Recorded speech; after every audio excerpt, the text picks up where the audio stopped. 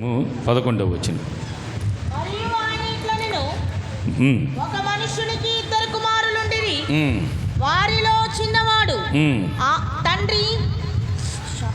తండ్రి ఆస్తిలో నాకు భాగం ఇమ్మని తన తండ్రిని అడుగుగా అతడు వానికి తన ఆస్తిని పంచిపెట్టెను. చాలు చాలు చాలు చాలు. ఎంతమందికి అర్థమైంది? ఎంతమందికి? అయ్యా వెనకాల ఉండే చివరిలో ఉన్న వాళ్ళకి అర్థమైందా? అర్థం కాకపోతే మళ్ళీ చేయి చెప్పండి. ఇట్లా అర్థం కాలేదని చెప్పండి. ఒక మనిషినికి 2 కుమారులు ఉండిరి. ఒకడు పెద్దవాడు. అమ్మ 2 మనుషులకు ఒక కుమారులు ఉంటే ఒకటి పెద్దవాడు, ఒక చిన్నవాడు. అమ్మ ఇంకేం రహస్యం ఏం లేదు అక్కడ. ఒక మనిషినికి 2 కుమారులు ఉండిరి. ఒకడికి పెద్దవాడు, ఒకటి చిన్నవాడు. ఎవరు అడుగుతున్నారంట? వారిలో చిన్నవాడు తండ్రి ఎవడు ఆస్తిలో ఎవరు భాగం కావాలంటుండు? తండ్రి ఆస్తిలో భాగం కావాలంటుండు. తండ్రికి ఆస్తిలో ఏంటంటే వీడి పనికి పోవాలా, వీడే సంపాదించలా, వీడేం చేకూర్చలా, ఏమాత్రం తండ్రికి సహాయంగా లేడు. అయితే వీడికి ఏం కావాలంట? ఆస్తిలో భాగం కావాలంట. ఆస్తిలో భాగం ఇయ్యొచ్చా ఇయ్యకూడదా? మీరు చెప్పండి చూద్దాం. మీకు కొంతమందికి నేను ఈ రహస్యం చెప్తే ఇలాంటి తమ్ముళ్ళు ఎవరన్నా కానీ ఇక్కడ ఉంటే వాళ్ళ కోపం వస్తుంది. ఏ కుమారుడికైనా సరే తండ్రి ఆస్తిలో భాగం ఇవ్వాల్సిన పని లేదు. కోపడద్దండి. తండ్రి దగ్గరికి వెళ్ళి నీ ఆస్తిలో నాకు భాగం ఏంది, ఆ తండ్రి మంచోడు, నాలాంటి విషయం తెలిసినట్టయితే నీకు ఆస్తిలో చిల్లి గవలలేదు పొరా అంట నేనైతే. ఎందుకో తెలుసా? తండ్రి బ్రతికున్నంత వరకు తమ కుమారులకో కుమార్తెలకో ఇవ్వాల్సిన పని లేదు. ఆయన ఉన్నంత వరకు తాగి సంతోషించి ఏంటండి తను మొత్తం కాజేసుకొని కూడా ఆయన వెళ్ళిపోవచ్చు. అర్థమైంది కదా? అయితే ఈడేమంటుండో నీ ఈ ఆస్తిలో నాకు భాగం ఇమ్మంటే నేను తొందరగా వెళ్ళిపోవడానికి నేను విషయం చెప్పేస్తాను. ఈ తండ్రి మంచివాడు కనుక ఏం చేసిందంట? తన ఆస్తిలో భాగం ఇచ్చిండు. భాగం ఇవ్వాల్సిన పని లేదు. ఏంటండి ఏమాత్రం సంపాదించకపోయినా సరే అధికారంతో అడుగుతుండు, వైరాగ్యంతో అడుగుతుండు, కోపంతో అడుగుతుండు. నా ఆస్తిలో నాకు భాగమి పంచిపెట్టు. ఏంటంటే ఎంత కఠినుడిగా కాకపోతే పిల్లల్ని పెంచి గొప్పవారిని చేసిన తర్వాత తండ్రికి తిరగబడే పిల్లలుగా ఉండరు. తన బిడ్డల్ని గొప్పవారు చేసిన తర్వాత తండ్రి ఆలోచన ఎలా ఉంటుందంటే వీడు పనికి వెళ్తాడు, ఒక 50,000 రూపాయలు జీతం తెస్తాడు, నేను సంతోషంగా వాడు 50,000 తీసుకొని మన కుటుంబాన్ని కట్టుకొని బిడ్డలకి ఆస్తిని చేకూర్చాలని ఒక తండ్రి అనుకుంటే, ఈ కుమారుడు ఎట్టుండో తండ్రి దగ్గర నుంచి దోచుకుంటా ఉండు, తండ్రిని దుఃఖపెట్టేవాడు ఉండు, తల్లిని దుఃఖపెట్టేవాడుగా ఉండు, పాపం చేసే కుమారుడిగా ఉండు. ఏంటంటే ఇంకా తల్లిదండ్రుల దగ్గర ఏమన్నా దొరుకుద్దా అని పెరుక్కునే వాళ్ళుగా ఉంటుండ్రు. కోపం ఏంటంటే ఆ కుమారుడు బహు భయంకరమైన స్థితికి దిగజారిపోయిండు. అందుకే ఒక మాట రాయబడింది కదా, దేవుడు ఒకరోజు దేవుడికే ఈ జనాన్ని చేసుకున్న తర్వాత బాధ వచ్చి యెషయా గ్రంథం 31వ అధ్యాయంలో ఉంటుంది కదా మాట, ఆకాశమా ఆలకించు, భూమి చెవి ఎక్కువ, నేను పిల్లలను పెంచి మనుషులకు ఆయన హృదయ భారం చూడండి. నాకు నవ్వు వస్తూ ఉంది. యాక్చువల్గా ఆయన వేరే మనుషుల దగ్గర చెప్పనంటుండే బాధని, వేరే వాళ్ళ దగ్గర చెప్పకుండా ఎవరికి చెప్పుకుంటుండే, ఆకాశమా నువ్వన్నైనా, ఆకాశమా భూమి నువ్వన్నైను, నేను పిల్లలని పెంచి గొప్పవారు చేస్తే వారు యెహోవా ఎవడని అడుగుచుండ్రు, ఈ దేవుడు ఎవడని అడుగుచుండ్రు, ఈ దేవుడికి లోబడాలని అని అడుగుచుండ్రు, తిరుగుబాటు చేస్తుండ్రు. నేను పిల్లల్ని పెంచి గొప్పవారు చేస్తే వారు నా మీద తిరగబడుతున్నారు.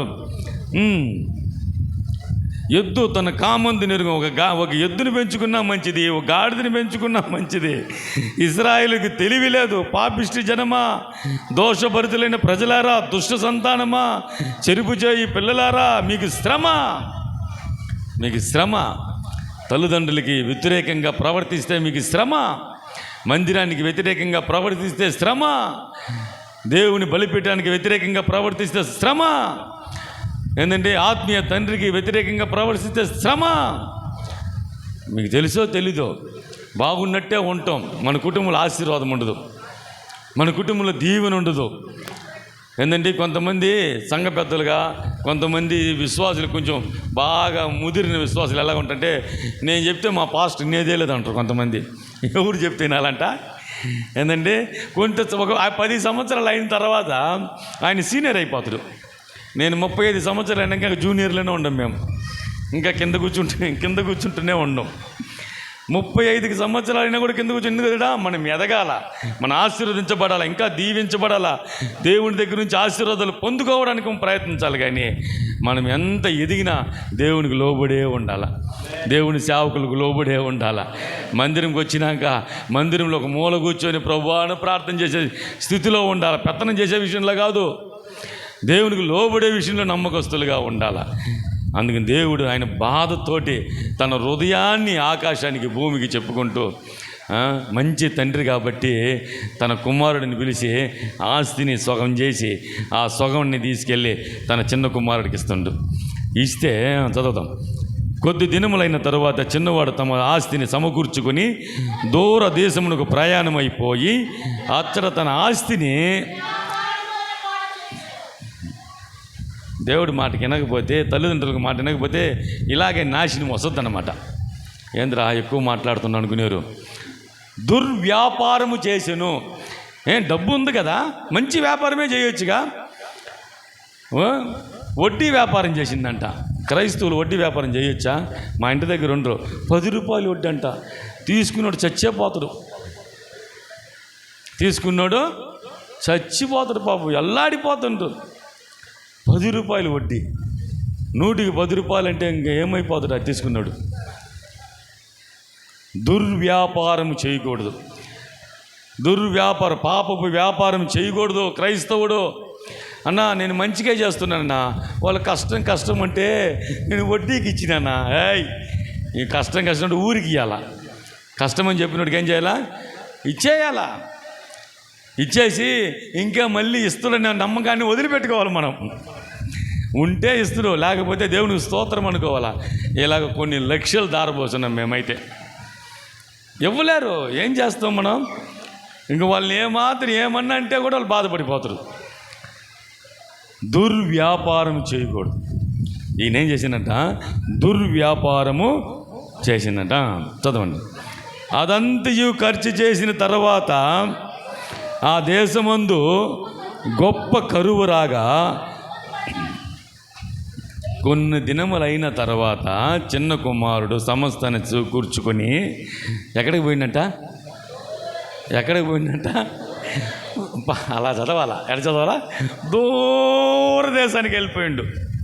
మళ్ళీ తిరిగి డాడీ కానీ వచ్చి, మమ్మీ కానీ వచ్చి మళ్ళీ నీ ఆస్తి ఎక్కడ్రా అని అడగతాడని ఎక్కడికి పోయిందంట?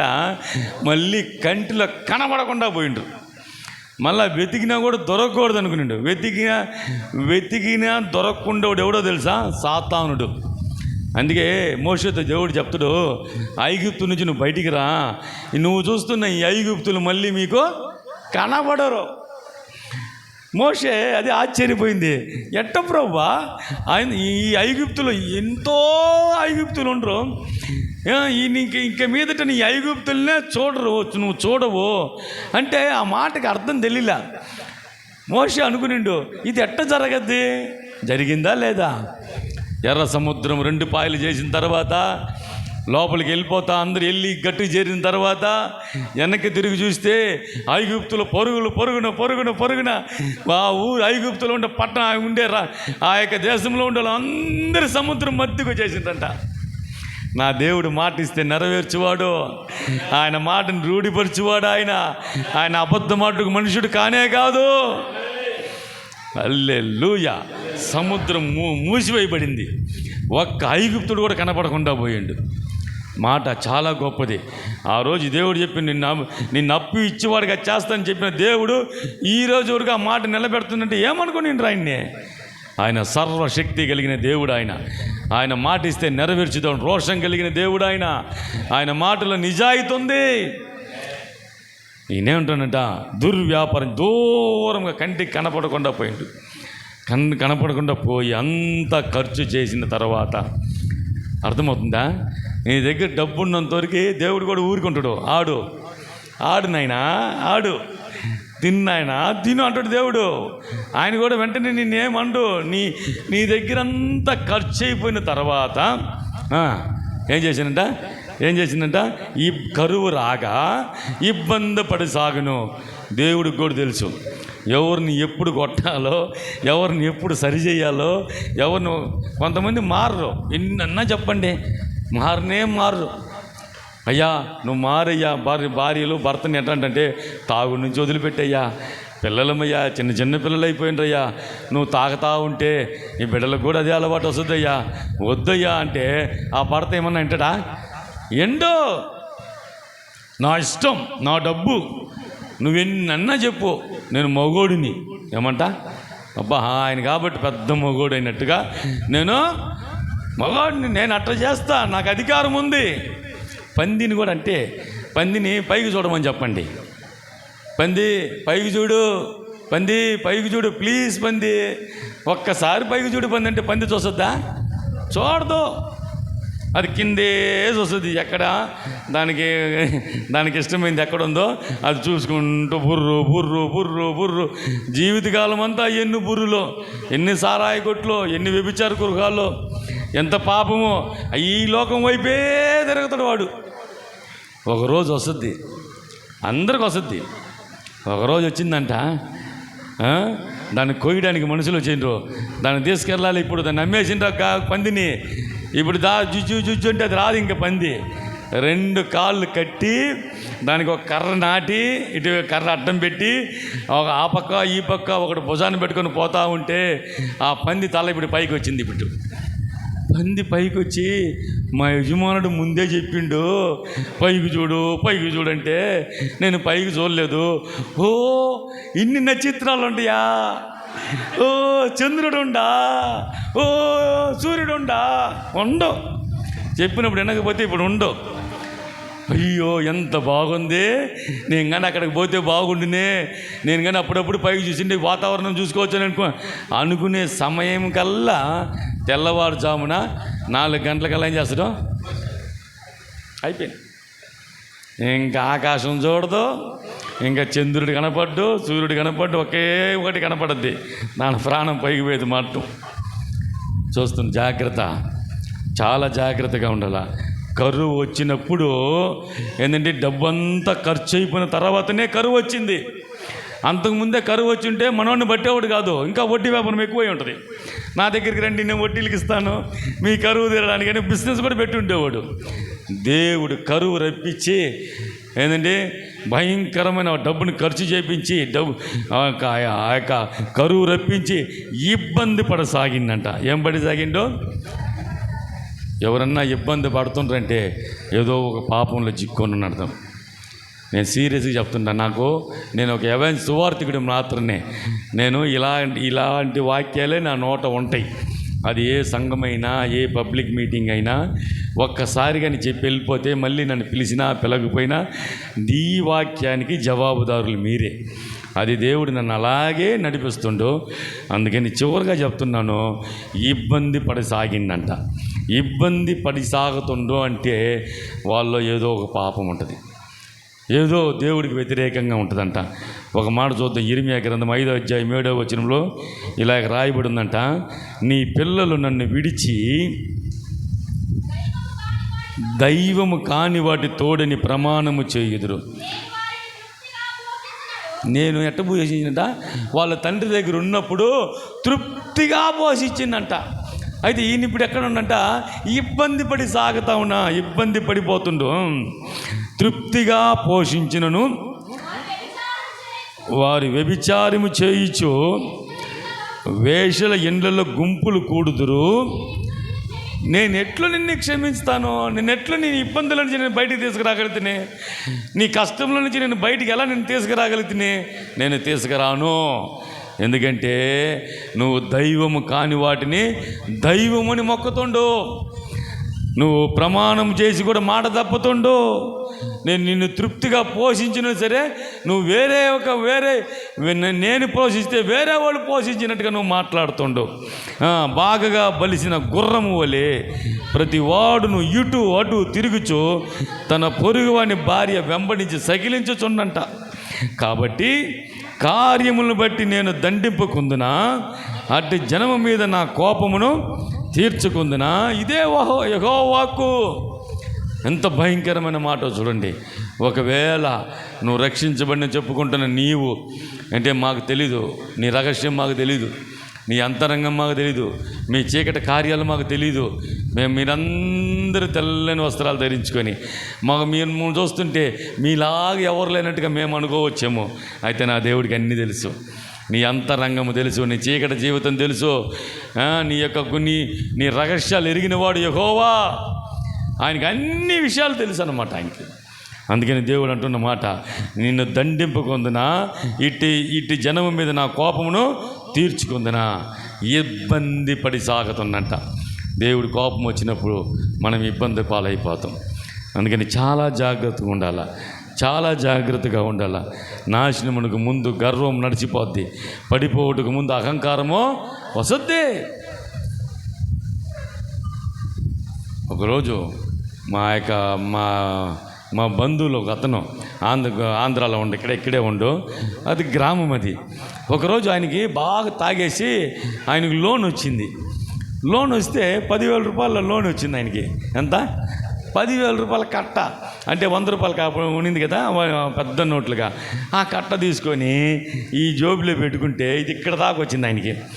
రోడ్లో పోయినప్పుడు అందరికీ నాకు 10,000 వచ్చిందని ఆ జోబులో చేయి పడుకుని ఇటు ఆడిస్తుంటే అది ఇటు పెద్ద చెడ్డీలు వేసుకుంటారు కదా, ఇటు ఆడుతుంటే అందరికీ చెప్పేవాడు.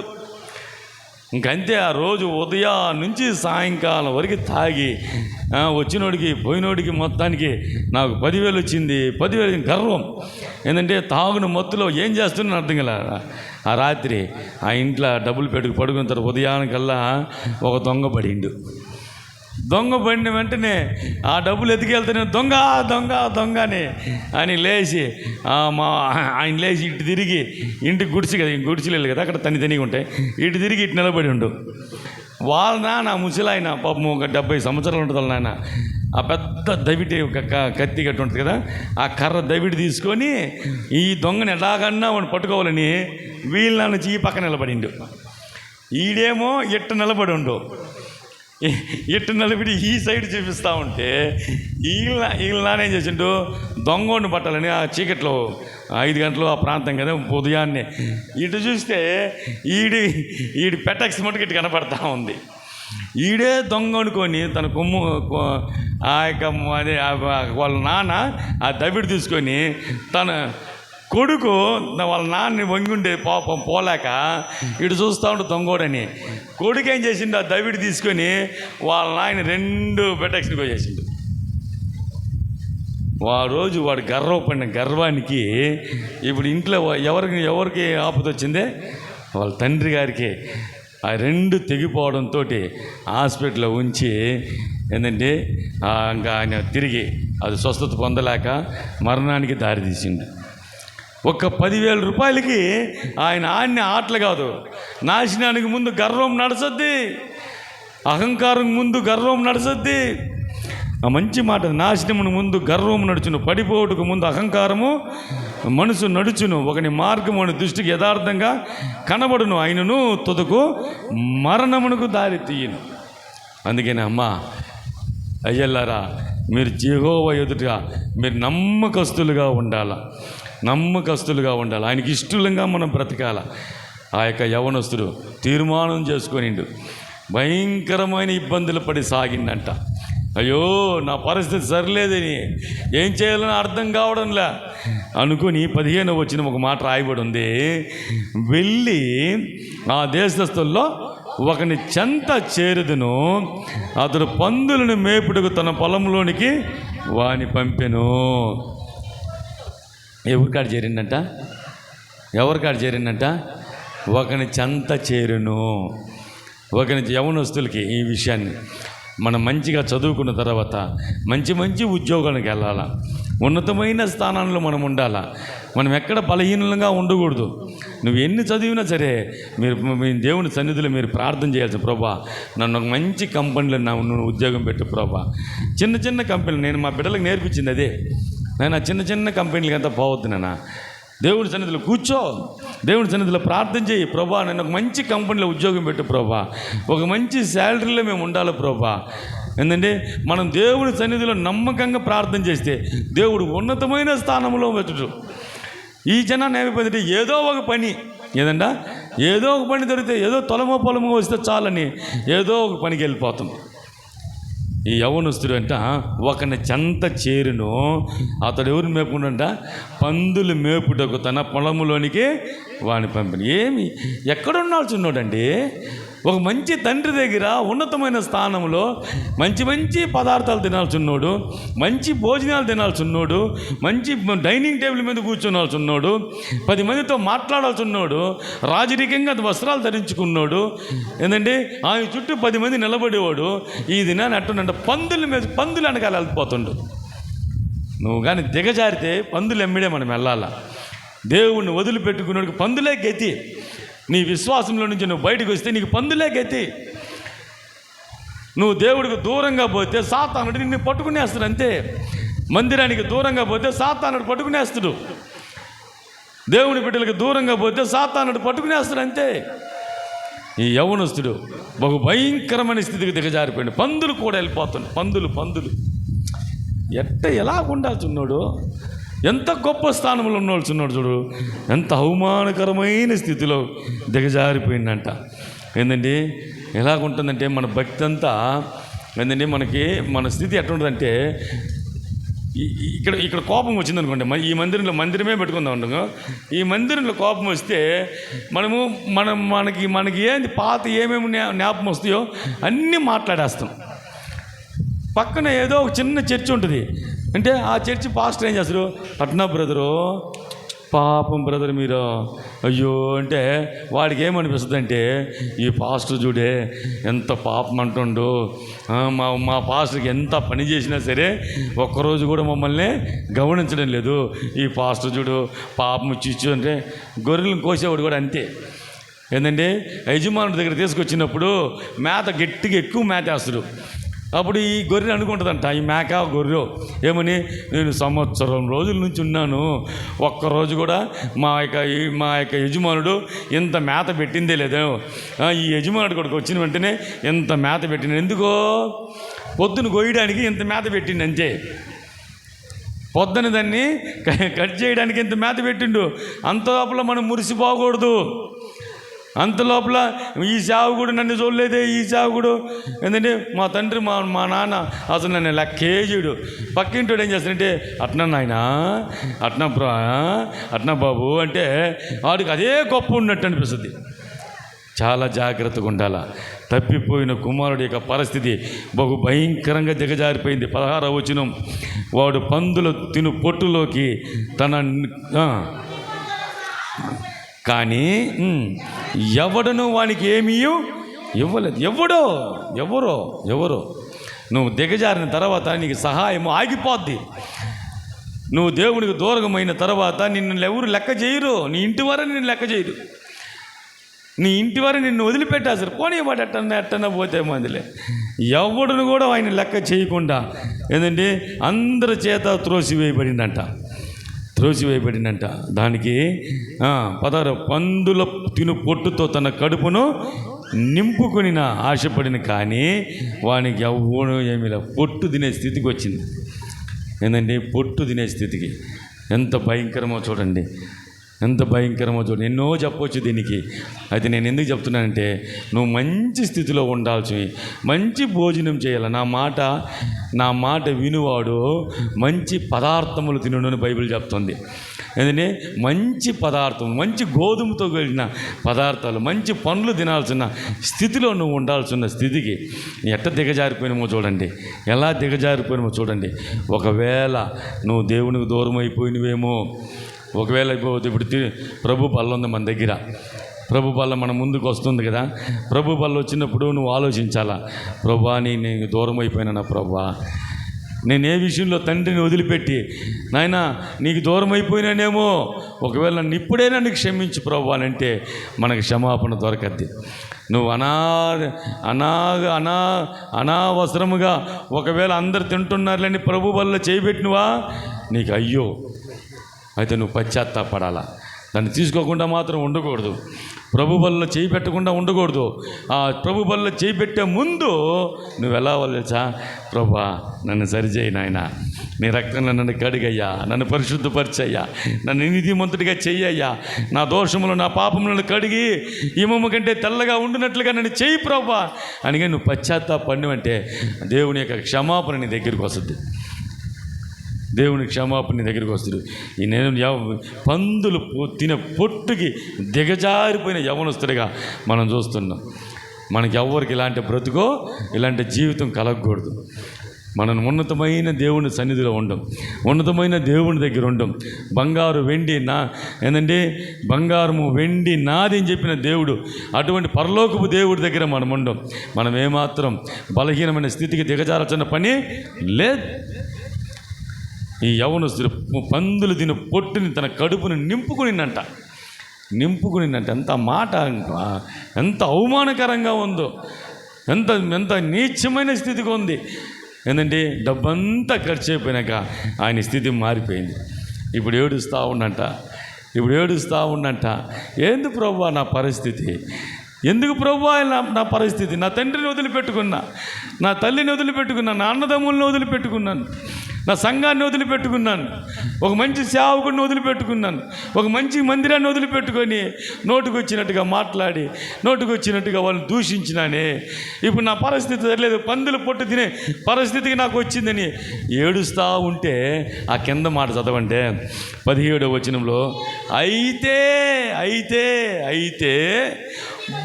ఏమొచ్చిందంట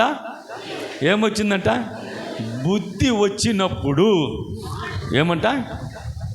మీకు బుద్ధి ఉందా లేదా అడగండి, పక్కన అడగండి, అక్క నీకు బుద్ధి ఉందక్క అని అడగ. వాళ్ళు ఉందంటే ఇంకెప్పుడన్నా కానీ వాళ్ళు ఏదైనా చేస్తే ఆ రోజు బుద్ధి ఉందని చెప్పినవే, ఈరోజు ఎట్లా మాట్లాడుతుండవు అంటే అయిపోయింది, నీ పని అయిపోయింది.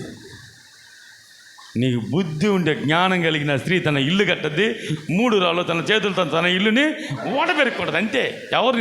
నీ ఇల్లుని ఎవరు ఓడబెరకరు. మన కుటుంబాలు కొన్ని కష్టాలు వస్తే అంతా ఎదిరిని టైం చేసిన పని అంటుంది ఈమె, అంతా ఈ పక్కింటి టైం చేసిన పని అంటుంది ఈమె. కానీ తన భర్త దగ్గర కనుక కరెక్ట్గా ఉంటే, తన భర్తని నిజంగానే ప్రేమించుంటే, తన భర్తని, తన పిల్లలని, తన భర్తని భద్రంగా కాచుకొని ఉంటే ఎవరు కూడా నీ ఇంటికి రారు. ఏదంటే వాడు అక్కడ ఇక్కడ వెళ్ళిపోయి వాడు మేత మేయుడు. జ్ఞానం కలిగిన స్త్రీ తన ఇల్లు కట్టును. 3 రాళ్ళు ఎవరు ఓడబెరగతారంట? తన చేతులతోటి తన ఇల్లు ఓడబెరగదు. నీ చేతులే, నీ బుద్ధే, నీ సందేహ బుద్ధే, లేకపోతే నీ కార్యాలే, నీ ఒక్కరి బుద్ధి నుంచే నీ కుటుంబాన్ని నాశనం చేసుకుంటున్నావు. ఈ యవనస్తుడు ఒక్కరు బుద్ధి కదా, ఈ యవనస్తుడికి తండ్రి ఆస్తిని తీసుకున్నాడు ఒక్కరు బుద్ధి కదా, వాడు బుద్ధిహీనుడు కదా. నా తండ్రిని ఆస్తిని అడుగుతుండే నేనేం సంపాదించినాను ఆయన అడగడానికి, ఆయన దుఃఖపెట్టి వచ్చినానే, ఆయన ఏడుస్తూ ఉండే. మీకు తెలుసా తండ్రులు ఎంతమంది ఏడుస్తుంటారని? ఏంటంటే తన బిడ్డలు పుట్టిన తర్వాత, వాళ్ళు ఎదిగిన తర్వాత ఏంటంటే వాళ్ళు లవ్ మ్యారేజ్లు చేసుకుంటారు. ఏమని చేసుకుంటారంటే నాకు వాడే కావాలంటది ఈమె. ఎవరు కావాలంట? అమ్మ ఇటువంటి పాపం చేసిన వాళ్ళు చెప్పండి, ఎవరు కావాలంట? వాడే కావాలంటది. ఈడేమంటాడంట, నాకు ఆ అమ్మాయే. తల్లిదండ్రులు మేమేం చేస్తాం చెప్పండి? వద్దురా, ఆ అమ్మాయి మంచిది కాదురా, ఆ అమ్మాయి ముఖం చూస్తుంటే ప్రార్థన చేసేటట్టు లేదురా. నీకు తెలియదు మమ్మీ, ఆ అమ్మాయి ఎట్ట ప్రార్థన చేసి ఈడు కాపురం చేసినట్టుగా, ఆ అమ్మాయి కంట్లో ప్రార్థన చేసేది అమ్మాయి ఏమి అంటది. లేదురా మాకు తెలుసురా, ఆ అమ్మాయి ప్రార్థన చేసే బిడ్డ కాదురా, మందిరానికి వెళ్ళే బిడ్డ కాదు. నీకు తెలుసు మమ్మీ, ఆధారం మాత్రం మందిరికి పోతుంది తెలుసా, ఆధారం మాత్రం ఎందుకు మందిరానికి పోతుందో మాకు తెలుసు. వాడికి తెలియదు పాపం, వాడు చిక్కునండి. ఇప్పుడు వాడికి బుద్ధి లేదు వాడికి. ఈ అమ్మాయిని అడుగుతాం, అమ్మ మమ్మీ నాకు వాడే కావాలి మమ్మీ అంటది. ఎందుకుమా? వాడు ఎర్రంగుండు మమ్మీ. అందుకు ఎర్రంగుండు అంతా మంచివాడు కాదమ్మా, వాడు అప్పుడప్పుడు తాగుతాడమ్మా. వాడు తాగడు మమ్మీ, నీకు తెలియదు మమ్మీ, నాకు తెలుసు, నేను నిన్ను పెంచినా వాడిని చూస్తుంటాను, నాకు తెలుసు అంటే ఆ అమ్మాయి ఒప్పుకోదు. నాకు వాడే కావాలి, లేకపోతే చచ్చిపోతానంటది కదా. ఏమంటుందంటే మనం ఏం చేయాలి చెప్పా, చచ్చిపోని చెప్పి ఉండాలా, సావండి, సగం జనం పోయి ఉంటారు మొత్తానికి. అయితే ఈ తల్లిదండ్రులు ఎట్టంటే ఆ తండ్రిలాగా పోతే పనిలే, నా కొడుక్కి మంచి పిల్లని చేద్దాం, ఏదో వాడు అడిగించేద్దాం, వాడు తలరాత ఎట్టన్నా పోనీలే, లేకపోతే వాడు బాధలు ఎట్టన్నా పోనీలే అని ఈ తండ్రులు ఏమైపోతారంటే ఆ బిడ్డలకు లోబడిపోతుండం కదా. 3 నెలలు తిరగకముందు ఏమొస్తుందంట, అమ్మ ఇంటికి వస్తుంది తెలుసా. ఇంటికి వచ్చి మమ్మీ నువ్వు చెప్పింది కరెక్టే మమ్మీ. ఏం కరెక్ట్ అమ్మా? వాడు అప్పుడప్పుడు వస్తా నైట్లో చొక్కేసుకొని వస్తుండు. నేను చెప్పినాను కదరా తల్లి ముందే, ఇప్పుడు చొక్కేస్తాడు, రేపు రెక్కేస్తాడు, వాడు అన్నీ వేస్తాడు. మాకు తెలుసా అన్నీ. బుద్ధి వచ్చినప్పుడు వచ్చి ప్రయోజనం లేదు, అప్పుడు ఏడ్చి తల కొట్టుకుంటే ప్రయోజనం లేదు. 10 మంది కన్యకల గురించి తెలుసు కదా. దేవుడు వస్తున్నాడని తెలిసిన తర్వాత నూనెలో ఆ యొక్క దీప స్తంభాల్లో నూనె ఉంచుకొని రెడీగా ఉండమంటే ఒకరు ఏం చేసిందంట, 5 మంది నూనె అయిపోయింది. తెచ్చేటప్పుడు నూనె మంచిగా తెచ్చుకోవాలా, ప్రార్థనాపూర్వంగా ఉండాలా, భయభక్తులతో ఉండాలా, తెచ్చుకోవచ్చులే, సమయం వసద్ది. వచ్చి దేవుడు వెళ్ళిపోయిన తర్వాత 5 మంది అంటుంటారు, అయ్యా ఇప్పుడు దాకా ఉన్నానయ్యా, ఇప్పుడేనయ్యా నువ్వు తలుపు మూసిను, అయ్యా తలుపు తెరువయ్యా, నా దగ్గర దీపం ఉంది, నూనె ఉంది, అగ్ని ఉంది, అన్నీ ఉంది, నాకు అన్ని యోగ్యతలు ఉండి. ఆయన అంటాడు, ఆలస్యం అయిపోయిందమ్మా, నేను తలుపు వేసిన, ఇంక తలుపు తెరవడం నా వల్ల కాదు, నువ్వు అంతే. బుద్ధి వచ్చిన తర్వాత ఇంకంతే. ఇంక నీ కుటుంబాన్ని సరి చేసుకోలేవు, నీ బ్రతుకుని సరి చేసుకోలేవు, నీ భర్తను మార్చుకోలేవు. ఏంటండి, సమయం ఉన్నప్పుడే అది కానీ చేసుకొని ఉంటే నువ్వు దేవుడు నిన్ను వేరే లెవెల్లో తీసుకెళ్ళి ఉండేవాడు. ఈ యవ్వనస్తుడికి బుద్ధి వచ్చిందంట. బుద్ధి వచ్చినప్పుడు వాడు నా తండ్రి యొద్ద ఎంతోమంది కూలివాండ్రులకును అన్నము సమృద్ధిగా ఉన్నది. అయ్యో, నాకు జోరులు ఏడొద్దామా అనిపిస్తుంది. జోర్లు ఏడిస్తే ఎట్టుంటుందో చూడండి. నా తండ్రి యొద్ద అన్నము ఎంతోమంది తింటుండ్రయ్యా, సమృద్ధిగా తింటుండ్రు. అయితే నేను ఇక్కడేం చేస్తానంటే పందులు పొట్టు తీసుకొని తింటుండానే. ఒక పక్క ఆకలి అవుతుంది, ఈ పందులు చూస్తుంటే తిన్న బుద్ధి రాలేదు, తిన్న ఆశిరానంటుంది. అయితే ఆకలి చచ్చిపోతుండా, నా వల్ల ఏదో ఈ పందులు పొట్టును తింటుంటే ఎంత అవమానం, ఎంత బాధ, ఎంత హింస, ఎంత దుఃఖము, ఎంత ఈ శ్రమలు. బుద్ధి వచ్చినప్పుడు వాడు ఎంతోమంది కూలివాండ్రకు అన్నము సమృద్ధిగా ఉన్నది, నేనైతే ఇక్కడ ఆకలితో చచ్చిపోరా చెప్పుండాల, చచ్చిపోతున్నా. చచ్చిపోకుండా ఏం పోతాడు వద్దు అన్న తర్వాత నువ్వు ఎలా బ్రతకాలా? మందిరానికి రా అంటే నేను రావద్దు, పో, అట్టే పోండి. ఎంతమంది కుటుంబంతో పాటు మందిరానికి వచ్చిండ్రు చేయొద్దని చూద్దాం. నా ఇల్లు తాళం పెట్టి వచ్చినానయ్యా అని చెప్పండి. నా ఇల్లు తాళం పెట్టి వచ్చిన వాళ్ళు ఉండరా? హల్లెలూయా, హల్లెలూయా, హల్లెలూయా. మంచి సంఘం అయ్యా ఇది. నా ఇంటి వారిని యెహోవానే సేవిస్తాం. నా ఇల్లుని తలుపు పెట్టి గొల్లం పెట్టి ఇంటికి వచ్చేసినాం మేము మందిరానికి, అంతే. ఇంకెప్పుడు పోయి ఇల్లు చేరతాం మనకు తెలీదు, అంతేగా. ఇక్కడ జరిగే కార్యక్రమాలు అన్నింటిలో ఉండిన తర్వాత సంతోషంగా ఇంటికి పోవాలా. మనం ఏం చేస్తున్నామంటే అయ్యగారిని ఇంట్లో పండేసి, ఇదిగోనయ్యా నువ్వు టీవీ చూస్తూ ఉండు. పిల్లల్ని కూడా మందిరానికి తెచ్చి ఉంటారు. కొంతమంది పిల్లల్ని ఏం చేస్తారంటే ఇంట్లోనే వదిలిపెట్టి వస్తారు.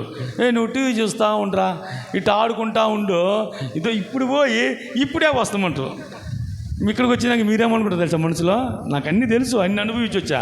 ఈ పాస్టర్ ఇంకా వదల్లా, నేనేమో వాడికి ఇప్పుడే వస్తానని చెప్పిన, మళ్ళీ ఇంటికి వెళ్ళి అన్నం వండాలా, మళ్ళీ కూరలు వండాలా, ఈయనేమో వదలనంటుంటే సాగదీస్తూ ఉండు. ఏం చేయాలి? ఎన్ని కొనుక్కుడు వస్తుంది చూడండి, ఎంత గొనుగుడు. ఇప్పుడు ఇక్కడ ఇంతగా మేము గొంతు చించుకొని చెప్పి కూడా మీకు ప్రయోజనం లేదు. మీ ఇంటి ఎలపాది ఇక్కడ కానీ వచ్చుంటే నీకు ఆ పరిస్థితి రాదు. వస్తుందా? రాదు. బతిమలాడు ఆయన్ని, అయ్యా రాయ్యా, నెలకొక్కసారన్నా రాయ్యా, ఆదివారం అన్నా రాయ్యా, నీ కాళ్ళు ఏడుండి చెప్పయ్యా, దండమన్నా పెట్టుకుంటానని చెప్పాలా, నీ కాళ్ళన్నా పట్టుకుంటానయ్యా అని చెప్పాలా. ఇవన్నిటి చేయరు. గవర్నమెంట్ వాడు కానీ ఒక 10,000 రూపాయలు ఇస్తానని చెప్తే ఏం చేస్తారు? మీకు రేషన్ అంగట్లలో 10,000 రూపాయలు ఇస్తారంట, తన భర్తలను తీసుకురమ్మంటే వాడు రాడు. అప్పుడు వదులుతారా మీరు? వదులుతారమ్మా. వాడిని ఏమేం చేస్తారో తెలుసా? అది కూడా చెప్పా. ఓ రాయా, ఏమండి రాండి, నీకు ముద్దు పెడతానండి. వాడిని ఎక్కడెక్కడ గీరాలనో అక్కడక్కడ గీరతాం. వాడిని గీరి గీరి గీరి వాడు మైండ్ని చేంజ్ చేసి ఆ రేషన్ అంగడి తీసుకెళ్తే నిలబెట్టి ఆ 10,000 రూపాయలు తీసుకున్నాక మీకు ఉంటుంది సంతోషం. వాడు దాంట్లో 2,000 తీసుకుని పోయి తాగి వాడు వస్తాడు, మీకు 8,000 మిగలద్ది. మళ్ళీ వాడికి బోధ దిగగానే మళ్ళీ నీకు ఇచ్చే 8,000 నీకు అటువంటి తెలుసా, మళ్ళీ 2,000 అంటాడు. అదే దేవుడి మందిరానికి తీసుకురా, నీకు 10,000 కాదు 1,00,000 రూపాయలు దేవుడు ఇస్తాడు నీకు. నీ జీతం ఇంక్రీజ్ అవద్ది, నీ రాబడి ఎక్కువైపోద్ది, నీ యొక్క మంచి ఆరోగ్యము దీవెన సమృద్ధిగా ఉంటుంది. ఈ రహస్యం తెలియకుండా నేను అట్టే చేసిన. నా ఇంటికి తాళం పెట్టి అందరం మందిరానికి పోతాం. మన మందిరంకి వచ్చేదే మా చేతుల్లో ఉంది, ఇంటికి పోయేది మా చేతుల్లో ఉండదు. ఏ గంటో ఏ నైట్కో అందరం ఇంటికి చేరేట్లో మళ్ళీ 10-11 అయిపోద్ది. ఎంత అంటే మాకేం బాధ అనిపించదు. అన్నం ఉండదు, నీళ్ళు ఎవరు మా మందిరంలో నీళ్ళన్నా మీకన్నా అన్నం పెడుతుంటే సంతోషపడుతున్నాం. ఇంకా మేము చెప్తే పబ్లిక్ అవ్వకూడదు, అందుకు గమ్ముండా. మందిరంలో నీళ్ళు కూడా ఇవ్వరు మాకు, నీళ్ళు చుక్క కూడా ఇవ్వరు. అయినా సరే 3,000 మంది జనం ఉంటారు మందిరంలో. మీకు అన్నాలు పెట్టి మిమ్మల్ని బతిన్లాడి వాట్సాప్ పెట్టి రాయని మీకు ఫోన్లు చేస్తే వస్తానులేయా, ఎక్కడికి పోతాం మేము? దేవుని ఆశీర్వాదం కావాలా? మందిరానికి రా, నీ తండ్రి ఇంటికి రా. బుద్ధి వచ్చినప్పుడు లేచి నా తండ్రి యొద్దకు వెళ్ళి, తండ్రి, నేను పరలోకమునకు విరోధముగాను నీ ఎదుట పాపము చేసి తిని, ఇక మీదట నీ కుమారుడిని పెంచుటకు యోగ్యుడిని కాను. నన్ను నీ కూడివానిలో ఒకనిగా పెట్టుకొనమని అతనితో చెప్పాను. అతనితో చెప్పుచు అనుకొని, ఈయన అనుకునేనంట మనసులో. మీరు ఎంతమంది అనుకుంటారు అలాగా? వాక్యం చెప్పేటప్పుడే అనుకుంటారు, అవును కదా, మనం మారాలా, మనం రక్షించబడాలా, మనం ప్రార్థన చేసుకోవాలా, మనం ఇలాగ ఉండాలా, మనం దేవునికి ఇవ్వాలా అని అన్నీ అనుకుంటాం. అయితే అనుకుంటమే కానీ దాని క్రియల్లో ఉంచం దాన్ని. ఇప్పుడు మీటింగ్ అయిన వెంటనే ఈ అన్నాలు తిన్న తర్వాతనే ఈ అన్నాలు తినే ఈ గోళ్ళని మీరేం చేస్తారంటే ఈ వాక్యం మొత్తం ఇక్కడే వదిలిపెట్టి మీరు మాత్రం వెళ్ళిపోతారు. ఎప్పుడైనా అంతే. అయితే మాటని పట్టుకోవాలా, మాటని ఏం చేయాలా? గుండెల్లో పట్టుకోవాలి. బుద్ధి వచ్చినప్పుడు మాట ఉండకపోవాలి మనసులో.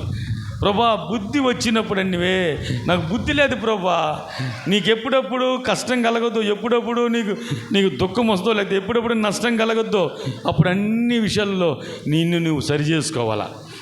బుద్ధి లేదుగా, మళ్ళా నేను బుద్ధి లేకుండా మాట్లాడినాను, బుద్ధి లేకుండా కార్యాలు చేశాను, బుద్ధి లేకుండా చూశాను అని మనం ఒక్కొక్కటి బుద్ధి లేని స్థితిని జ్ఞాపకం చేసుకుంటూ ఉండాలి. అయితే జ్ఞాపకం చేసుకుని దేవుని దగ్గరికి రావాలా. నేను లేచి నా తండ్రి యొద్దకు వెళ్ళి, నా తండ్రి, నేను పరలోకమునకు విరోధముగా నీ ఎదుట పాపం చేసి నువ్వు ఒప్పుకోవాలనుకొని ఇప్పుడు వెళ్తూ ఉండు. చూడండి, మీరు మన విషయాలను చూడండి. ఎప్పుడైతే మనస్సాక్షి మిమ్మల్ని గుచ్చొద్దో, మనస్సాక్షి మీకు సరి అవుతుందో వెంటనే దేవుని పట్టుకోవాలా. అంటే రేపు చూసుకోవచ్చు అనబాకండి. రేపు చూస్తే రేపు సాతానుడు మీకు మధ్యకి వచ్చేస్తాడు. ఆ రాత్రి మీకు ఈ మంచి తలంపు వచ్చినప్పుడే సాతాను పక్కలో నిలబడి ఇప్పుడు కాదులే రేపు చూసుకోవచ్చు అంటాడు, తెలుసా? అందుకని వెంటనే చేయాల. ఇప్పుడైనను, యోవేలు గ్రంథంలో ఉంది కదా, ఇప్పుడైనను మీరు ఉపవాసం ఉండి కన్నీరు విడుచుచు దుఃఖించుచు మనస్పూర్వకముగా తిరిగి నా యొద్దకు రా. దేవునికి వెతుక్కుంటూ ఆయన మందిరానికి వచ్చినావు. నీ హృదయం ఎలాగుందో నాకు తెలియదు, నీ అంతరంగం ఎలాగుందో తెలీదు, ప్రభు బలలో పాల్గొంటున్న నీ హృదయం ఎలాగుందో తెలీదు. నువ్వేం చేయాలో తెలుసా? మీ దేవుడిని యెహోవా కరుణా వాస్యము గల వాడును శాంతి అత్యున్నత కృపగలవాడనై ఉండి తాను ఉద్దేశించిన కీడును చేయక పశ్చాత్తాపడిన గనుక మీ వస్త్రములను గాక మీ హృదయములను చింపుకొని. అర్థమైందా? యోవేలు గ్రంథం 2:12-13 వచనాలు ఇయ్యే. మీరు దేవుని మందిరంలోకి వచ్చిన తర్వాత ప్రభు బల్లులోకి చేయబెట్టబోతున్న ముందుగా మీరు ఎలా ఉన్నట పశ్చాత్తాపడాల. మీరు పశ్చాత్తాపడాల. పశ్చాత్తాపడి మీ వస్త్రములను గాక మీ హృదయములను చించుకోవాలి. నీ హృదయాన్ని సరి చేసుకోవాలా.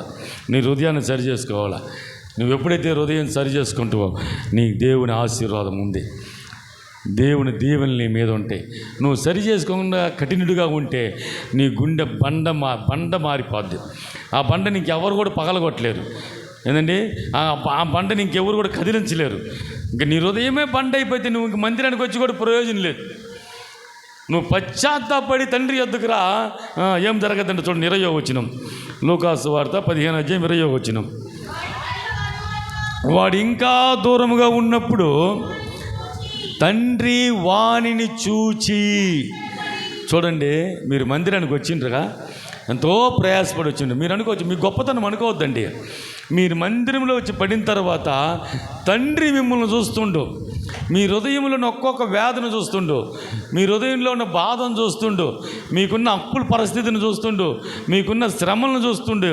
ఆయన వాడు ఇంకనూ దూరంగా ఉన్నప్పుడే తండ్రి వానిని చూచి కనికిరపడి. నా తండ్రి కనికిరపడు, పశ్చాత్తాపడే దేవుడు. ఏందని నాశనం చేస్తానని చెప్పిన తర్వాత ఆయన మనసు మార్చుకొని ఆనాడు మనసు మార్చుకొని ఆ యొక్క నినివేలో నాశనం చేయకుండా తప్పించిన దేవుడు ఆయన. దేవుడు మనం పశ్చాత్తాపడితే ఆయన మనసు మార్చుకుంటాడు. ఆయన నువ్వు ఆయన ఎత్తుక్కుంటూ వచ్చి ఆయన నీ మీద కనికరింపడి ఉండు. నీకేదో అవసరం ఉంది, నీకేదో ఒక తీర్మానం జరగాల, నీ కుటుంబ పరిస్థితులు మారాలా, ఇదినా నాది ఎటువంటిదైనా సరే ఆయన నీ మీద కనికరపడి నీకు సహాయము చేయువాడుగా ఉండు. చదవండి. పరిగెత్తుకొని, ఒక్క నిమిషమా, ఎవరు పరిగెత్తుకొని పోతుందంట? ఎవరు పరిగెత్తాలా? అర్థమైంది కదా? కుమారుడు వస్తుండంటే తండ్రి అంత దూరం అంటే నా తండ్రిని చూసి ఎన్ని రోజులైంది, అయ్యో నా తండ్రిని చూడాలని కుమారుడు పరిగెత్తాల. అయితే ఇక్కడ చూడండి, కుమారుడు దిక్కులేనివాడుగా ఏదండి నడుచుకొని వస్తూ ఉంటే తండ్రి దూరంగా చూసి చూడటానికి నా కుమారుడు లాగానే ఉండే, చూడటానికి వాడు ముఖం నా కుమారుడు చిన్న కుమారుడు లాగానే ఉండని దిగి పరిగెత్తుకొని వచ్చి మెడ మీద పడి ముద్దు పెట్టుకున్నాడు. మనం ఎంత ఘోర పాపి అయినా సరే, ఎటువంటి దుర్మార్గులమైనా సరే, ఎటువంటి పాపులమైనా సరే, నువ్వు మందిరానికి వచ్చినావు కదా, ఆయన నీ మెడ మీద పెట్టి ముద్దు పెట్టుకుంటారు ఆయన. హల్లెలూయా. నువ్వు ఆయన నమ్మి వచ్చినావు. నేను నా దేవుడిని ఎత్తుకుంటా వచ్చినానయ్యా, నేను ఆయన మందిరంలో కూర్చున్నానయ్యా, నా దేవుడు నన్ను ఎలాగన్నా ఆశీర్వదించకుండా ఉండడు, నా దేవుడు నన్ను దీవించకుండా ఉండడు అని ఒక ఆశతో వచ్చాడు కూర్చున్నానయ్యా. నా పరిస్థితులను మారుస్తారని నమ్ముకున్నా. నీ ఆశను దేవుడు నెరవేర్చునుగాక, నీ నమ్మకాన్ని దేవుడు నెరవేర్చునుగాక, నీ యొక్క హృదయ వాంఛ దేవుడు నెరవేర్చునుగాక. నువ్వు నిస్సందేహం లేకుండా ధైర్యంగా ఇంటికి వెళ్ళొచ్చు. ఎందుకో తెలుసా? ఆయన తండ్రి ఇంటి దగ్గరికి వచ్చిన నువ్వు తండ్రి ఇంటిలోనికి వచ్చి ఉండు. ఇప్పుడు నీ హృదయ వాంఛలను దేవుడు నెరవేర్చగలిగిన వాడుగా ఉండు. ఎక్కడో పాపం చేసిన కుమారుడు దగ్గరికి వెళ్ళి మెడ మీద పడి ముద్దు పెట్టుకొని అప్పుడు ఆ కుమారుడు ఆ తండ్రితో, నేను పరలోకమునకు విరోధముగాను నీ ఎదుటిన పాపం చేసి నీకు మీదట నీ కుమారుడు అనిపించుటకు యోగ్యుడిని కాదయ్యా. బల్లలో చేయబెట్టేటప్పుడు ఇట్లా ప్రార్థన చేయాలా? ఏం ప్రార్థన చేయాలా? ప్రభువా, ఈ బలలో చేయబట్టాక నేను ఎవరిని ప్రభువా? రక్తం చెంది శరీరాన్ని నలగొట్టుకొని అన్ని బాధలు పొంది ఒకరి కొట్టేవాడికి నీ చెంపల్ని అప్పచెప్పి దున్నేవాడికి నీ వీపుని చూపించి సిలువ కొట్టబడి ఈ రక్తం చిందించిన నీ యొక్క అటువంటి భయంకరమైన మరణానికి అప్పగించిన నీ యొక్క నన్ను బల్లలో చేయబెట్టడం నేను ఎవరిని ప్రభువా?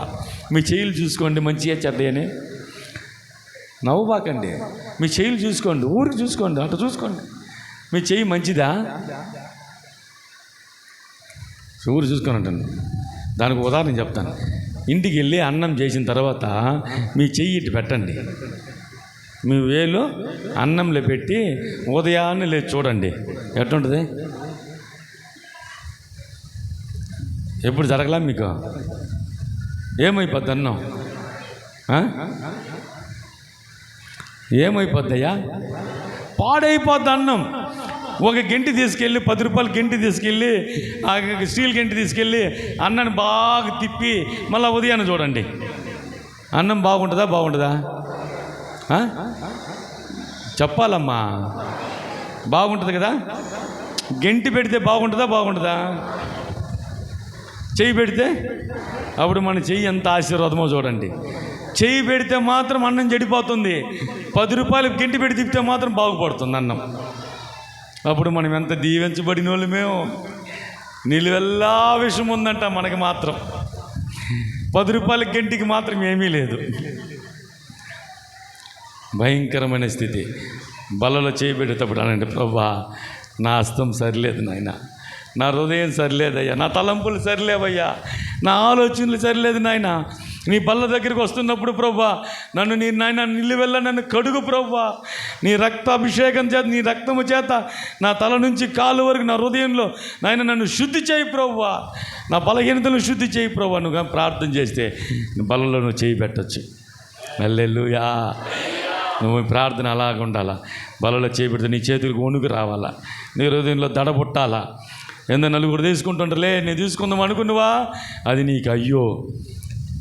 ఈ యవ్వనస్తుడు అంటుండు, దూరం నుంచి చూసినప్పుడు కనికరపడి నీ ఎదుట యోగ్యుడిని కానయ్యా అని దేవుని సన్నిధిలో ఏడుస్తూ ఉండు. వెంటనే తండ్రి ఏం చేసిండో తెలుసా? నేను ముగిస్తుంటా. తండ్రి ఏం చేసిండో తెలుసా?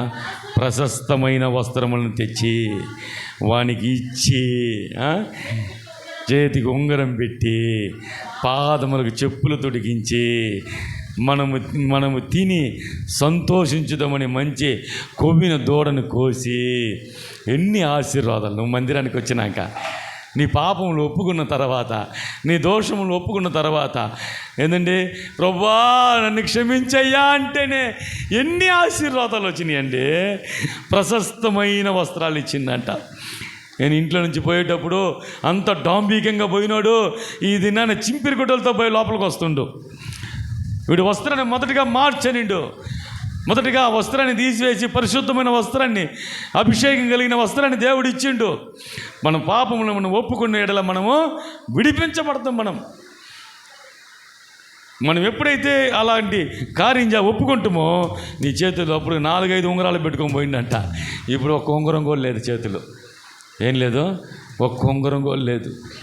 తండ్రి చూస్తుండో, ఓ యువరాజు కదరా నువ్వు, నా కుమారుని అనిపించుకోవడానికి నీ చేతిలో ఉంగరం కూడా లేదే, నువ్వు రాజమహుడిని పెట్టుకోవాలి రావాల్సినోడివి, నువ్వు ఇలాగా పిచ్చోడిలాగా వచ్చినావు కదయ్యా, మొదటిగా ఆవిడికి ఉంగరం పెట్టండి రానిండు.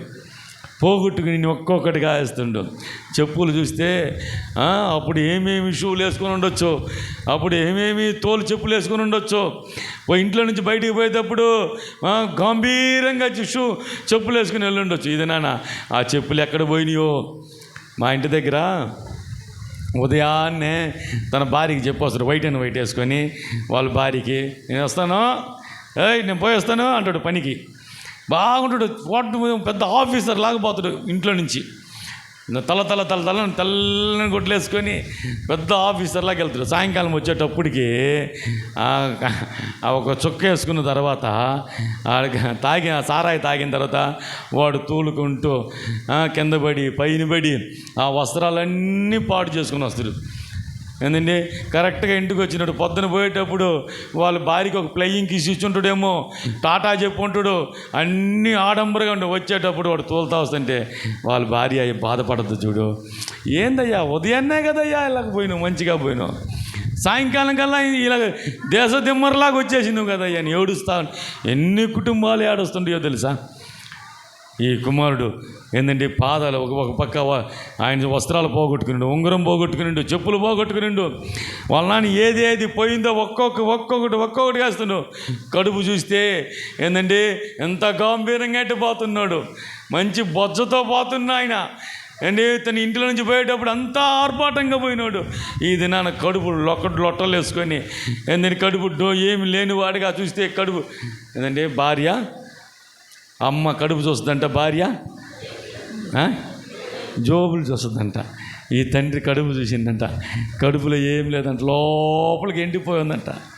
గుండెలు బాదుకున్నాడు తండ్రి. నా ఇంట్లో ఉన్నప్పుడు నువ్వు ఎట్టున్నావురా, నా ఇంట్లో ఉన్నప్పుడు దగదగలాడుతూ అటు ఇటు పోతూ వస్తూ తినేవాడివి. ఈరోజు నీ కడుపు చూస్తుంటే అన్నం లేనివాడిగా, నీ ముఖం చూస్తుంటే ఎప్పుడు నువ్వు అన్నం తిన్నట్టుగా కనపడలేదురా అని వెంటనే కొవ్విన దూడను తెచ్చి అన్నం పెట్టి సంతోషంగా వాళ్ళు ప్రశస్తమైన వస్త్రాలు అన్నీ ఇచ్చి ఉంగరం పెట్టి తిరిగి ముందుటి మనిషిగా చేసేసిందంట. ఏంటంటే నా యేసయ్య కూడా అంతే.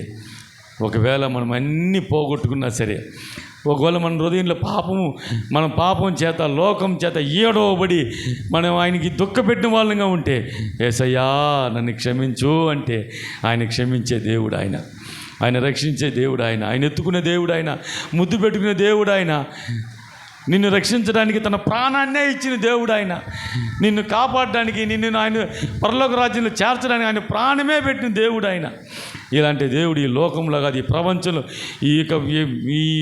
ఈ యొక్క ప్రపంచంలో లేని దేవుడు మన దేవుడు. అటువంటి దేవుడు మనకుండు. నీకు ఏదన్నా ఇస్తాడు ఆయన ప్రాణాన్నే ఇవ్వంగా నీకేమడిగితే ఆయన ఇస్తాడు ఆయన ఇస్తారు. ఆ కుమారుణ్ణి అన్నీ పోగొట్టుకుని ఎన్ని ఇచ్చి కౌగులించుకొని ముద్దు పెట్టుకొని రానాయనని ఇంట్లోనికి తీసుకెళ్ళి కూర్చొని పెట్టుకొని ఆ తండ్రి కుమారుడు మాట్లాడుకుంటా ఉంటారంట. చూసినారా, ఇది నాన్న మనం కానీ పశ్చాత్తాపడితే ఆ ఆశీర్వాదాలు పోగొట్టుకో. మనం కానీ పశ్చాత్తాపడి ఆయన పాదములు పట్టుకొని ప్రభువా నన్ను క్షమించంటే నువ్వు పోగొట్టుకున్న దీవెనలన్నీ, నువ్వు పోగొట్టుకున్న ఆశీర్వాదములన్నీ, నువ్వు పోగొట్టుకుని అన్ని దేవుడు నీకు ఇస్తుడు. ఒకప్పుడులో నేను బాగున్నానయ్యా, ఈరోజు నేను అప్పులో అయిపోయినంటే నేను ఒక చిన్న పాపం చేసి ఒక తప్పు చేసి అప్పులో అయిపోయినానయ్యా. ఒకప్పుడులో నేను ఉన్నతమైన స్థానంలో ఉన్నాను, ఇది నేను ఎంతోమంది చెప్పుకుంటుండ్రు. ఒకవేళ అటువంటి మనుషులు ఎక్కడెక్కడున్నా ఉంటే, అటువంటి మనుషులు ఎవరన్నా ఇక్కడ ఉంటే, అయ్యా నాకు ఆశీర్వాదమే లేదయ్యా, నాకు దీవెన లేదయ్యా, నా పరిస్థితి సరిలేదయ్యా, నేను దేవుడిని దుఃఖపెట్టినానయ్యా అంటే ఈరోజు నీకు క్షమాపణ దొరకద్ది. ఈరోజు నీకు క్షమాపణ దొరకది.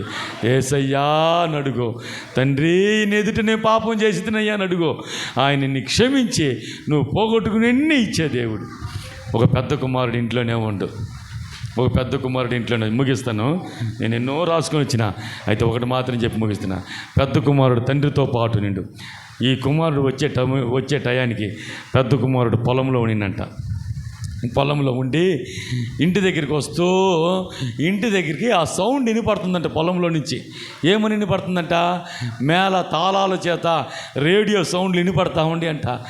ఏంటంటే ఇప్పుడు నా ఇంట్లో రేడియో సౌండ్ వినపడతా ఉంది, లేకపోతే నా ఇంట్లో దుఃఖమైన సౌండ్ వినపడుతుందంటే నేనేం చేస్తాను చెప్పండి? చెప్పాలమ్మా, ఏం చెప్పాలా? ఎట్ట పోతాం? పరుగున పోతున్నాం. ఏంది మా ఇంట్లో సౌండ్ వినపడుతుంది, మా ఇంట్లో ఏంది రేడియో సౌండ్ వినపడుతుంది, లేకపోతే మా ఇంట్లో ఎందుకు సందడిగా ఉందని నేను ఎవరినైనా అడగతానా? నా ఇల్లు అది, నా మందిరం అది. ఏంటంటే నా మందిరం. ఎంతమంది నా మందిరం అంటారా? నా మందిరం చెప్పండి. ఇది నా మందిరం, ఇది నాది. ఆ మనిషి ఎవరున్నా కూడా ఆశీర్వదించబడతారు. హల్లెలూయా. ఇక్కడ జరిగే ఏ విషయమైనా బయటికి పోయినే పోదు. కొంతమంది వాళ్ళ సంఘాల విషయాలన్నీ బయట చెప్పేస్తారు. ఏం చెప్తారో అన్ని సంఘాలు ఇక్కడ జరిగాయి. మిమ్మల్ని నమ్మి మేము ఒక సంఘం విషయం చెప్తాం అనుకోండి, మిమ్మల్ని నమ్మి మీరు మంచోళ్ళని రహస్యాలన్నీ మీకే చెప్తాం. ఎందుకంటే మీరు మా బిడ్డలని మీరు ఊరంతా పోయి ప్రకటిస్తారు. మా పాస్టర్కి తెలుసా, మా పాస్టర్కి కాలు నొప్పి వచ్చిందంటే, మీ పాస్టర్కే కాలు నొప్పి వస్తే ఇంకే లేనిపోయి ఎన్ని మాటలు వస్తాయి. ఇంకా అంటే మిమ్మల్ని నమ్మి ఒకటి చెప్తున్నామంటే మీరు మా బిడ్డలనే చెప్తాం మేము, అంతే. మీరు దాన్ని గుండెల్లో దాచుకోవాలా. ఎక్కడ దాచుకోవాలా? ఇది మన మందిరము, ఇది మన సేవకుడు, ఇది మనది, ఇది మన కష్టము, ఇది మనదో, మనం అందరం పాలిభాగస్తున్నాం. అంటే అన్నీ మన అంటే మన విషయాలు బయటికే పోవు. ఎందుకు చెప్తున్నానో నాకు తెలియదు. ఒకవేళ ఈ మందిరం యొక్క సంగతిలో బయటికి పోకూడదు. హల్లెలూయా. ఆయన ఏం చేసిండో తెలుసా? పనివాణిలో ఒకని పిలిచి మా ఇంట్లో ఏం జరుగుతుందని అడుగుతుందంట. వాడు మంచోడా చెడ్డోడా చెప్పాలా? వాడు మంచోడా చెడ్డోడా? నా ఇంట్లో ఏం జరుగుతుందని ఎవరిని అడగాలి? నేను అడగాలనా? చెప్పు, నేను అడగాలనా? నేను నా ఇంట్లోకి వెళ్ళి దౌర్జన్యంగా అడగాల, ఏంద్రా ఇక్కడ జరుగుతుంది? అయ్యా మీ తమ్ముడు వచ్చిందా? నా తమ్ముడు వచ్చిందా? ఎక్కడికి పోయినవు 2 రోజులని నేను అడగాలి. అది అటనక దాసుల్లో ఒకని పిలిచి ఇది ఏమిటి అని అడుగుగా, దాసుడు అతనితో, తమ్ముడు వచ్చి ఉన్నాడు, అతడు తన యొద్దకు సురక్షితంగా వచ్చినందుకు. ఏం మాట కదా అదే! సురక్షితంగా వచ్చినాడు, ఆరోగ్యంగా వచ్చినాడు. చనిపోయిన నా కుమారుడు వచ్చిండయ్యని తండ్రి ఏడుస్తుంటే వీడికి ఏం లెక్క చేయకుండా ఏమంటుందంట చూడండి. అతడు కోపపడి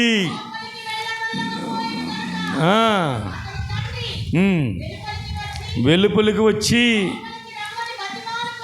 లోపలికి రమ్మని బ్రతిమలాడుకున్నాడు. అయ్యా నువ్వు బయట ఉండి మాట్లాడొద్దు నాయనా, నువ్వు బయట ఉండేవాడు కాదు, ఇది నీ ఇల్లు, నీ మందిరము, నువ్వు బయటికి వెళ్ళకూడదు, బయటికి మన సంగతులు చెప్పకూడదు, నువ్వు లోపలికి రా, ఏదన్నా మనం వాదించి తీర్చుకుందాం, ఏదన్నా మనం మాట్లాడుకుందాం మందిరంలో, ఏదన్నా మనం మాట్లాడుకుందాం మన ఇంట్లో. అంటే వాడు ఏమంటున్నంట, కాదు నాకు ఫస్ట్ చెప్పు నువ్వు. అందుకతడు తన తండ్రితో, ఇదిగో ఇన్ని ఏండ్ల నుండి నిన్ను సేవించుచున్నానే, నీ ఆజ్ఞని ఎన్నడైనా మీరలేదే, అయినను నా స్నేహితులతో సంతోషపడినట్లు. అయ్యా మీరు నమ్మతారా? అయ్యా ఈ మాట మీరు నమ్మతారా? ఎన్ని కోళ్ళు మన కడుపులలో ఉండయో తెలుసా? చెప్పండి. ఇప్పుడు మీరు మీరు మీ నాన్న మీద, మీ భర్త మీద అడిగి ఒక కోడి పిల్లనన్నా కోసి పెట్టే, పోయిన ఆధారం కూడా తింటేవి కదా మా అంటది. వాడు ఆయనక అంటాడంట. వీడు ఏమంటుండంట, ఒక మేక పిల్లన్నా ఇలేదంటే వాడు బతికినంతకాలం మేక పిల్లని తినలా, వాడు కోడిని తినలా. చేపలు ఎన్ని చేపలు తినంటాడు? కొన్ని 100 చేపలు తినంటాడు, కొన్ని 100 కోళ్ళని తినంటాడు, కొన్ని 1000 మేకలు తినండొచ్చాడు. అయితే విషయం వచ్చేటప్పటికి, జగడం వచ్చేటప్పటికి, మనసు మడతలు వచ్చేటప్పటికి లోపల హృదయం సరిలేదు. కాబట్టి ఇక్కడ ఏమంటుందంటే, ఒక్క మేక పిల్లనైనా ఎన్ని మేకలు ఉంటాయండి ఆయన దగ్గర, నిన్ను కోసుకొని తింటే ఎవరు వద్దంటారు? లోపల హృదయం సరిలేదు, హృదయం మంచిది కాదు. మందిరానికి వస్తాము, మందిరంలో ఉంటాము, నీ హృదయమో నాకు దూరంగా ఉందంటుండు. ఎట్టుందంట? దేవునికి దూరంగా ఉంది. దేవునికి దూరంగా ఉంటే మనం సాతాను మనల్ని పట్టుకుంటాడు, సాతాను మనల్ని పట్టుకుంటాడు. ఏమంటుండో చూడండి, మళ్ళీ చదువుతాం.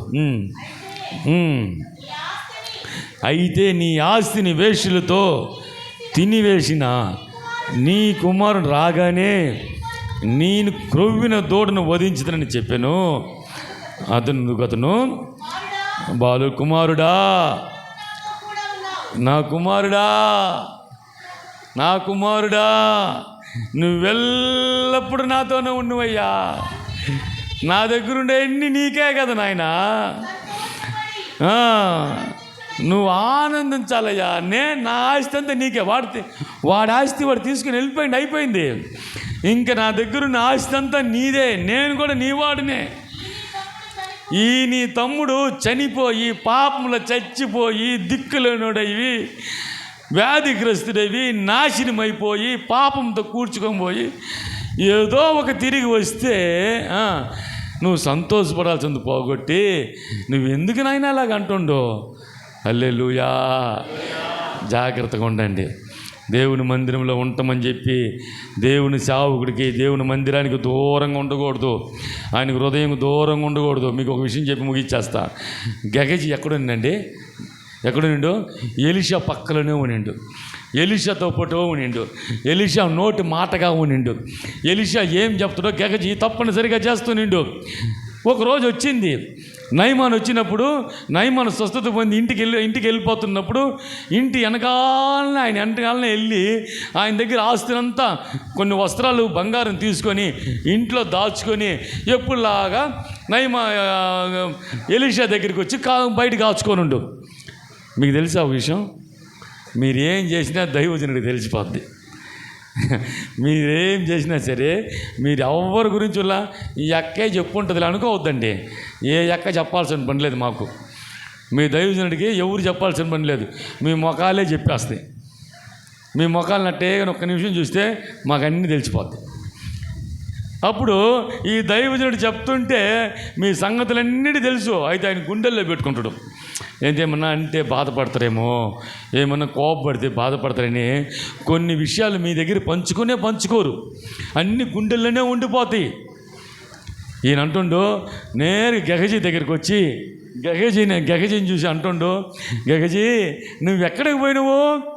నువ్వెక్కడి నుంచి వస్తుంటే నేను ఎక్కడికి పోలేదయ్యా, నేను ఇక్కడే ఉండాననిండు. నేను ఇక్కడే ఉండాను అన్ని ఎప్పుడైతే అనిండో ఏముండదు తెలుసా దేవుని సేవకుడు, నా ఆత్మ నీతో రాలేదా? మీ సేవకుడు ఆత్మ మీ దగ్గర ఉంది, మీతోనే వస్తుంది. మీరు ఎక్కడైనా బాధపడతారేమో, మీకేమన్నా జరగద్దేమో అని దివారాత్రి అమ్మగారి ప్రార్థన, పాస్టర్ అమ్మగారి ప్రార్థన, మీకు అందరికీ ఆ యొక్క ఆత్మ, ఆ ప్రార్థన సమూహం మీకు తోడుగా ఉంది. ప్రార్థన సన్నిధి మీకు తోడుగా ఉంది. ఏంటంటే కొన్ని రాత్రుల్లో సేవకులు కన్నీటితో ఏడుస్తారు. ఎందుకో తెలుసా? ఊరికి పని పాటలేక కాదు, నా బిడ్డలు ఆశీర్వదించబడాలయ్యా, నా బిడ్డలు దీవించబడాలయ్యా, సంఘానికి వచ్చినోడికి ఎవరికి నష్టం ఉండకూడదయ్యా, ఎవరికి కీడు కలగకూడదయ్యా, వాళ్ళు రాకపోకలు తోడండిలా ప్రతి సేవకుడు ఏడుస్తూ ఉంటాడు. ఈయన అంటుండు, అలాంటి ప్రార్థన చేసే వాళ్ళు ఏంటంటే అలా దేవుని సన్నిధితో ఉంటాడు. ఈ గెహజీకి ఆ ఆత్మ వస్తుందని చెప్పిన తర్వాత, నువ్వు వెళ్ళేటప్పుడు నా ఆత్మ నీతో వచ్చిందని చెప్పిన తర్వాత ఏమనండి తెలుసా? దూరంగా వచ్చిన నయమానికి వచ్చిన వ్యాధి నీకు కలుగునుగా కానిండు. దూరంగా వచ్చినోడేమో స్వస్థత పొందిండు, దగ్గరే మందిరంలో ఉన్నోడికి ఏమొచ్చింది? కుష్ఠమైన వ్యాధి వచ్చింది. చూడండి, మందిరంలో ఉన్న పెద్ద కుమారుడు ఎట్టుండంట, వెలుపలికి పోయినుంది, ఎక్కడో ఉన్నోడు మాత్రం లోపలికి వచ్చినుంది. హల్లెలూయా. ఈ దినాన మనమందరం మందిరంలో ఉండం. చిన్న కుమారుడు లాగా, ప్రభువా మాకు బుద్ధి వచ్చింది నాయన అని మనం తీర్మానంతో ఒక చిన్న ప్రార్థన చేద్దాం. ఆయన మనల్ని మంచి తండ్రి, మనకి మంచి దేవుడు. ఆయన ఈ లోకానికే వచ్చింది దేవుడు. ఆయన తన శరీరాన్ని రిక్తుగా చేసుకొని తన నలగొట్టుకొని ఒకటి తక్కువ 39 జబ్బల చేత కొట్టబడి ముఖాన ఉమ్ము వేసిబడినవాడు ఆయన. అటువంటి శ్రమలు నీ కొరకు నా కొరకు ఆయన కొట్టబడినవాడు ఆయనగా ఉండు. ఒక చిన్న ప్రార్థన చేసుకుందాం. ఆయన ఒక మాట అంటుండు, మీకు బరబ్బా కావాలన్నా, యేసుక్రీస్తు కావాలంటే కూడా ఉన్న వాళ్ళు మాత్రం ఏమంటారో తెలుసా? ఆయన దగ్గర ఆశీర్వాదం పొందిన వాళ్ళు ఏమంటారో తెలుసా? మాకు యేసుక్రీస్తు వద్దయ్యా, మాకు ఆ బరబ్బనే కావాలండు. ఈ యేసుని ఏం చేయాలని అడిగినప్పుడు ఆ జనులు, ఆశీర్వాదం పొందిన జనులు ఏమంటారో తెలుసా? ఈ యేసుని సిలువ వేయడి అని అంటారు. ఏంటంటే, అయ్యా ఈయన నీతిమంతుడయ్యా, ఈయనలో ఏ పాపం లేదయ్యా అన్నప్పుడు ఎంతో బాధను అనుభవించింది. ఈ నీతిమంతుడయ్యా అంటే కూడా ఆ జనులందరూ లేదు, మాకు ఈ యేసు వద్దనిండు. ఆ దినాన వాళ్ళు భయంకరమైన శాపము పొందుకున్న జనులుగా మారిపోయిండు.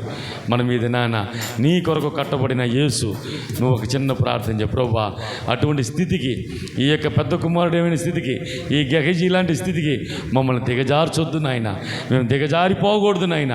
మమ్మల్ని ఒక మంచి తండ్రిగా నువ్వు ఉన్నందుకు మా పాపములు, మా దోషములన్నింటినీ క్షమించమని ఒక చిన్న ప్రార్థన చేద్దాం. అందరం కళ్ళు మూసుకుందాం. ఒక చిన్న ప్రార్థన. ప్రభువా నన్ను క్షమించయ్యా, ఇప్పుడు బుద్ధి వచ్చింది నాయన, మా దోషములు మాకు తెలుస్తుంది నాయన, మా బలహీనతలు మాకు తెలుస్తుంది నాయన. మమ్మల్ని నీ సిలువ చాటున మరుగుపరుచుకొని మా దోషములన్నింటినీ క్షమించు నాయన. మమ్మల్ని మీరు కడుగు ప్రభువా, మమ్మల్ని కడుగయ్యా, మమ్మల్ని శుద్ధి చేయి నాయన. ఒక చిన్న ప్రార్థన చేయి. నీ కొరకు కొట్టబడిన ఆయన నీ కొరకు ప్రాణం పెట్టిన ఆయన నీ కొరకు ఉమ్ము వేయించుకున్నవాడు ఆయన చేతుల్లో ఆయన కాళ్ళు కొట్టబడిన వాడిగా కనబడుతుంది ఆయన. ఎందుకో తెలుసా? నీ పాపములు, నా పాపములు క్షమించబడాలని. ఆయన కొరకు చిన్న ప్రార్థన చేద్దాం.